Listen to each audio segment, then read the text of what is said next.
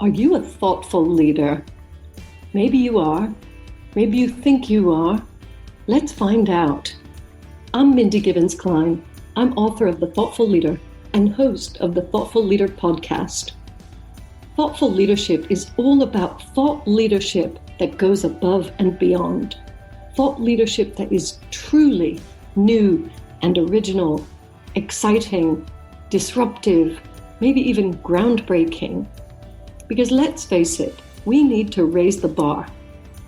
My guests and I are absolutely obsessed with finding truly original thought leadership, and I'm going to bring you so many exciting ideas and opportunities, things for you to think about, and chances for you to push your thinking that you'll be very glad you tuned in. So thanks so much for checking out Thoughtful Leadership and the Thoughtful Leader podcast. I look forward to connecting with you very, very soon. Welcome to the show. My guest today is the amazing thoughtful leader, Carri Nicholson. Now, I only met Carri very recently, but she impressed me so much that I just had to get her onto the show. So we've squeezed her in, and you are going to love this, listeners. Hello, Carri. Hello, Mindy, and thank you very much for having me on. Well, you have an impressive pedigree, you have a fantastic personality, and there are many reasons why I wanted you on the show. But let's start with let's get this thoughtful leadership thing out of the way, because I don't always stick to my questions, as you know. So in your opinion, what is thoughtful leadership? That is such a good question. It's leading with intention. It's understanding that the typical organigram of a business needs to be flipped on its head. It's understanding that the most important people in your business are the ones that are customer facing, and that your role, your sole role as leader, as whether it's a team leader, whether you're a director, whether you're the CEO, your role is to consistently answer the question, what do I need to do to make sure that my team have the best possible chance of being the best possible version of themselves? Now, I know you thought for a moment before answering, but that answer came from your vast experience working with organizations. So I know it sounds a silly question, but have you seen organizations that don't subscribe to that and, really need help in that area? Absolutely. It is something I've seen a lot. I've also had the dubious privilege of working in organizations like that. So I have had bosses in the past who it's all about them, and they don't think about the impact of their words and their actions on other people, and they micromanage, and they see the entire existence of the organization as being supporting them and their income and their lifestyle and their behavior. And the really interesting indicator where you might have an organization like that is where you have a revolving door in terms of hiring. Yeah, so, retention is everything, especially nowadays. We've experienced, many organizations have experienced attrition, and people just during the pandemic, especially reevaluating their role in the organization, their future goals, and we've had this great reshuffle, great resignation, great whatever, but it's not great for the leader who is not leading thoughtfully. So thank you for sharing about that. I know you've also seen good leadership. You've seen thoughtful leadership, which is, it requires that intention that you were talking about. So when a leader notices that they're having a lot of people leaving through the revolving door, what kind of intentions could they set at that time, to kind of fix it? The first intention they need to set is to truly understand why it is that people are leaving. Are they leaving across the board? Or is it a problem in a specific department or within a specific team? It's also looking at the culture. So the second step is to say, because the thing is, unless you are a complete egomaniacal megalomaniac, very few founders deliberately set out to create a toxic environment. But toxic environments, culture is like water. It starts at the top and flows down.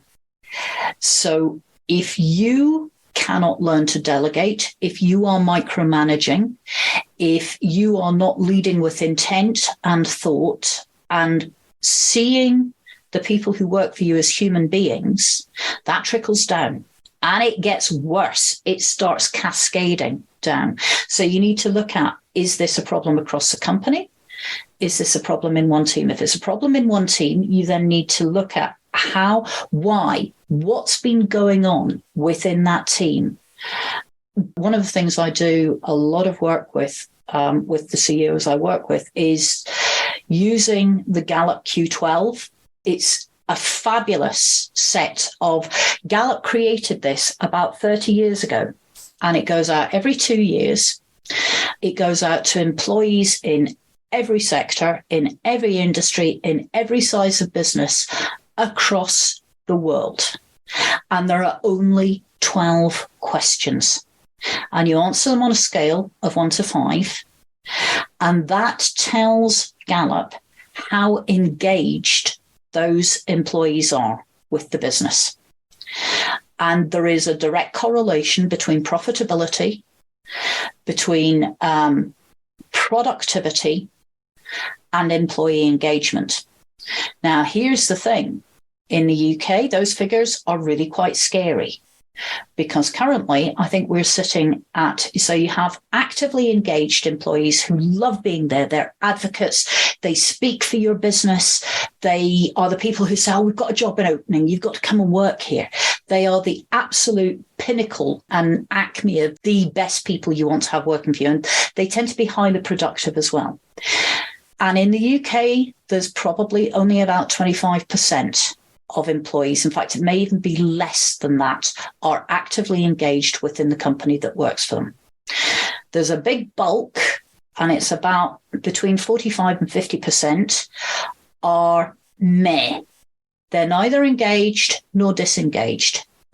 They turn up, they do the job, they take your money, but if somebody made them a better offer, they would go. They're productive to a certain point, but they're not fired up about being there, which creates the super productivity and super engagement. What you've really got to watch for, though, is the bottom end, which are actively disengaged. And in the UK, it's even back in 2016, it was 19% of employees. I think it's sitting in the low to mid 20s now. These are people that are taking your money and actively doing harm, disobeying instructions, bitching about you on social media, fomenting gossip around the water cooler or in the kitchen, winding other people up, finding ways of not doing what they are supposed to be doing. And you're paying them to do this. Being horrible to customers, being laissez-faire with suppliers. Every company has them. Your role as a thoughtful leader is to identify who these people are, to find out why they're behaving that way, and to make the hard decision. Is this because it's something you need to change in the company, or is it because they are just not the right people for your business? Well, I'm glad you summed it up that way, Carri, because, you said before, the thoughtful leader recognizes that the employees are human beings. And that's important because, it's very easy to get angry when somebody's behaving like that. But as you say, there may be a root cause or several.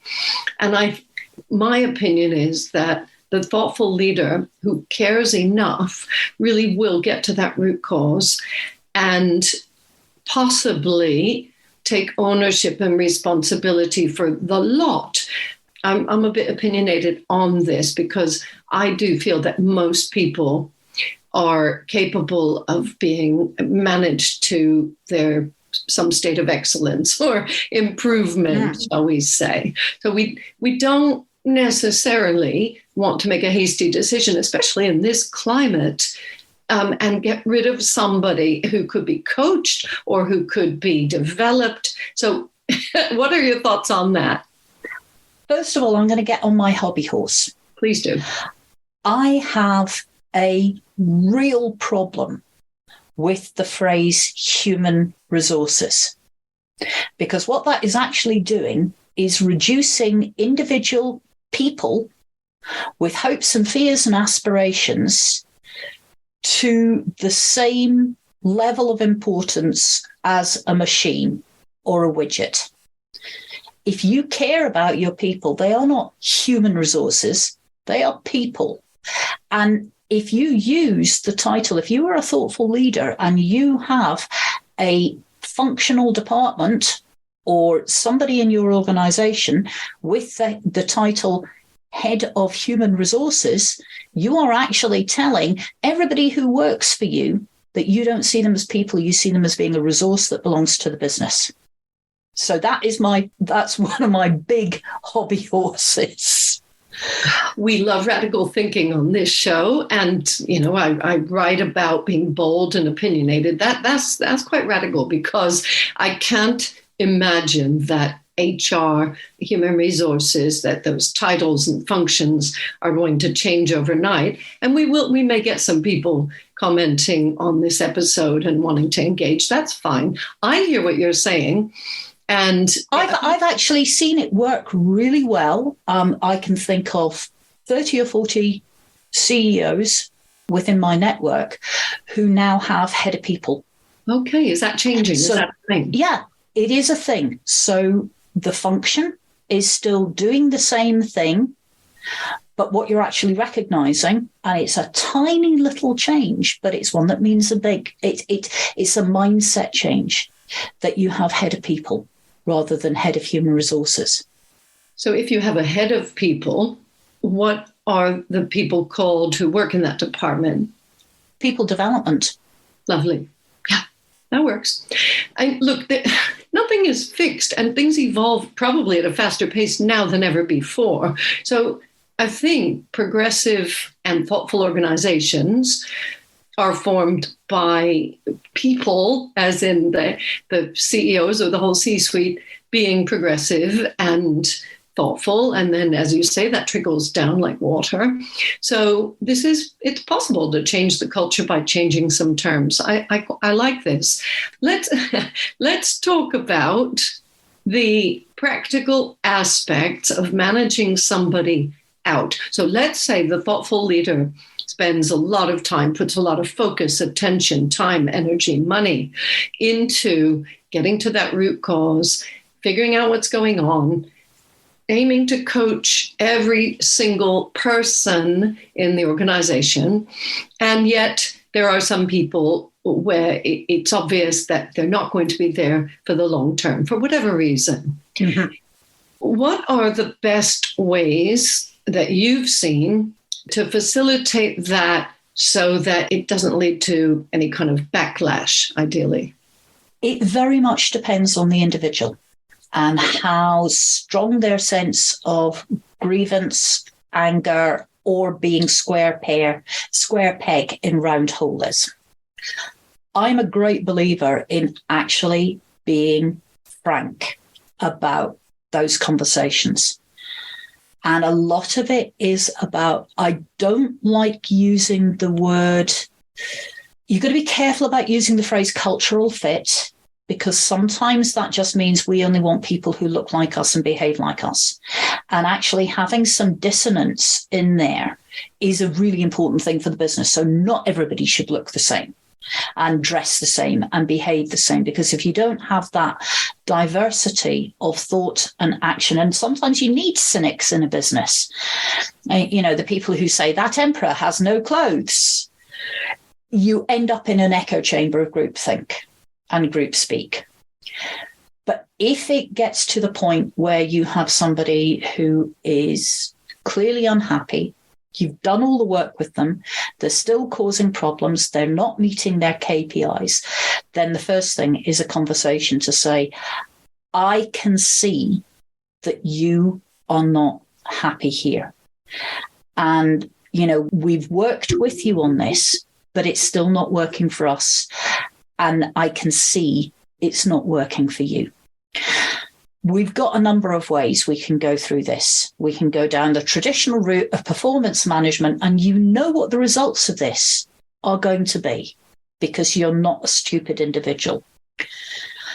Or we can give you help to find somewhere else where you are going to be a better fit. So we can support you. We might get you a couple of sessions with a job coach or a career coach. It might be actually that one of the reasons that you're annoyed, frustrated, angry is because you really want to be your own boss. So that's fine. But we will help manage your experience as you leave the company so that we're both parting on the best possible terms under the circumstances. And it's again recognizing these people, by and large, unless you've been appointing sociopaths, and I would like to think most of the CEOs I work with haven't deliberately appointed sociopaths. They want to, you're not the right place for them. So help them understand where is the right place for them, where their skills and their expertise is more valued, and where they are no longer going to be the square peg in the round hole. Thank you, Carri. Very wise words. And I hope people will pause and take notes at this stage. Unless you're driving, please don't do that. But we want some creative and thoughtful ways of handling these very challenging situations and discussions. And, I'm not Pollyanna, even though people do call me that. It's not going to be a utopia every time, and things will happen and they need to be dealt with thoughtfully. So thank you for sharing that. One of the interesting things is when I talk about corporate life, and it's been 20 years since I left the corporate world myself, I do still remember very vividly situations just like this, where I was either the boss having to make that difficult decision and have that difficult discussion, or on the receiving end, as I saw it, I didn't see it as a conversation. I saw it as stuff being done to me. And I know that when things are moving at such a fast pace and there's all the uncertainty, especially in the past few years, and there is so much angst and this trend of people making big shifts in their life, and it may have nothing to do with your company. They may have just decided that lockdown, was a metaphor for them feeling locked down or whatever. So all of this is happening. That's the context. And yet we still need to be human as well. So in the last few minutes, I would like you to share a story of someone you worked with. You don't have to name, in fact, don't name names, where they actually were an exceptional human being leading a company, and that engendered a lot of good feeling. Any story you like, because you've worked with a lot of clients. I have. And one of the clients I'm working with just now, we've been working a lot over the last year, the service leader mentality, which is really hard for them because they come from a STEM background. So they are very precise. They are used to being in control. They are used to things being perfect. And it's been a struggle for them to understand the humanity and accept the humanity of other people. And that has affected how they've made hires in the past. particularly when they're hiring for non-technical people. They know how to hire technical people because they're looking for people like them, more or less. But understanding how to talk the language of non-technical hires has been a major breakthrough for them. But one of the things that we've worked on is they've had challenges with one of their directorial team. And so we've gone through the setting up a more pastoral approach, looking at the coaching style of things. And we're now having the discussion about what happens next. And the person that they're struggling with the most is now they've found a role for them where they are going to be full-time employed. It's a great role, but they're being pulled back from their managerial and director's role because it's not the box that they're best in. And that's taken quite a mindset for my client to realize that just because you've got somebody who's got great technical skills doesn't mean that they're any good with people. Well, we get a lot of people who end up in roles that, if for whatever reason, through attrition, it's a role that they're not best suited to, but they want to be helpful, or they, maybe it's more money. But the square peg in the round hole is never much fun, as I'm sure our listeners who have been in that situation can attest to. So we literally just have a couple of minutes left. And Carri, you've shared so openly and such wise words. I'm very excited about the response that we'll get from this episode. Is there one tip that you have for our listeners and our viewers that will help them no matter what level they're at, whether they are an employee or a boss? Yes. In fact, there are two tips. Mm-hmm. So the first thing I'm going to say is go and find the Gallup Q12, look at the questions and start asking them within your organization, because they are really simple. They are things like, I have all the tools I need to do my job today. Somebody has praised me or given me feedback about my role in the last 7 days. That will give you the feel as to what's happening in your business.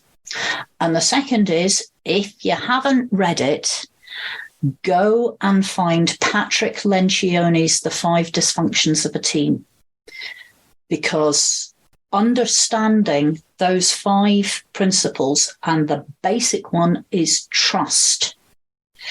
If you don't trust your team will not trust you, and your team will be dysfunctional. Period. End of story. Read it. It's a fabulous read. It's a fable. And then think long and hard about your senior management team, your team structure, and ask some honest questions of yourself about where are the challenges that you have in relation to those dysfunctions. Fantastic. I always think it's great when thought leaders recommend other thought leaders' books and talks. And, you've been a joy to have on the show, Carri. I appreciate it so much. Listeners and viewers, all the show notes are there. Carri's bio is there. Please connect with her, follow her, ask her any questions, challenge her. As you can see, she doesn't mind that kind of interaction. And thank you very much for sharing, Carri Nicholson. And thank you so much for having me, Mindy. It's been a pleasure. I hope you've enjoyed this episode of The Thoughtful Leader, and I hope it's inspired you to be more thoughtful as a leader in your business. Please consider subscribing and leaving a review. An important question for you. Do you want to create a culture of thought leadership in your organization? My best-selling book, The Thoughtful Leader, is available now on Amazon and many other sites in paperback, ebook, and audiobook formats. Please visit www.mindygk.com for more great content. That's www.mindygk.com. Speak to you again soon.